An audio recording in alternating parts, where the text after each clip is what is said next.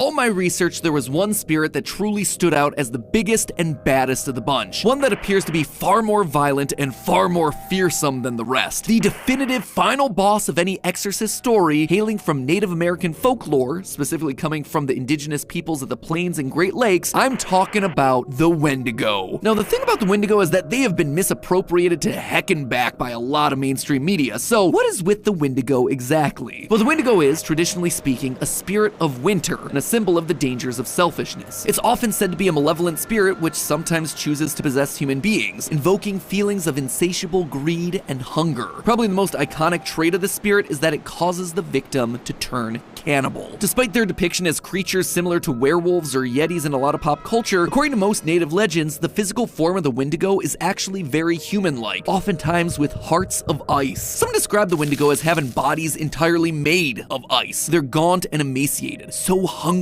for human flesh that they've chewed their own lips off. Whenever a Wendigo would eat another person, they would grow in proportion to what they just consumed, so they could never truly be full. It also means that over time, Wendigos grow to be gigantic. So how does one become possessed by a Wendigo? Well, there's actually a few methods. You could be specifically cursed by a shaman, you can encounter a Wendigo in your dreams where it follows you into the real world, or probably the most common method I've seen floating around is that it's punishment for some sort of dishonorable act, breaking a major taboo, like resorting to cannibalism during a time of starvation. So what do we know about exorcising a Wendigo spirit? Well, here's the thing, in almost every case I could find, you can't. Once someone becomes possessed and transformed into a Wendigo, there's no coming back. This isn't a sit down on the couch and talk about your feelings kind of possession. A quick mouth rinse with water ain't washing this one away. The solution in the stories that I read was to kill the possessed so they can't continue their cannibalistic murder rampage. It is that hardcore. In short, the Wendigo is a spirit that cannot be exorcised, which honestly is pretty darn horrifying. Even more horrifying though is that this isn't just something that exists in folklore. It is a real thing. There's actually a modern psychiatric condition that borrows its name from these stories. It's called wendigo psychosis, and it's characterized by an intense fear of becoming a cannibal while suffering from intense cravings for human flesh. First off, that right there, that could play really well in some sort of Exorcist story with the Wendigo spirit. Maybe some of the characters are suffering from this Wendigo psychosis without actually being possessed, mixing in a bit of mystery as to who's the one truly in need of help. But diving even more deeply into the psychosis, I did find treatments of the condition in some Cree folklore. Here, they ate fatty animal meat and drank animal grease in an attempt to drive the psychosis out of the patient. As the stories go, some of the people who were treated this way would allegedly vomit up ice as part of the curing process. Given that the Wendigo, the spirit of winter, is supposed to have a heart made of ice, a pretty easy connection to draw there. Maybe the cured is literally throwing up the ice heart of the Wendigo. So in total, across our spiritual battle, we have talk about your feelings, wash your hands, throw up a heart made of ice. I think I know which on that list is going to be the most difficult to accomplish. Wendigo wins the Exorcist battle hands down.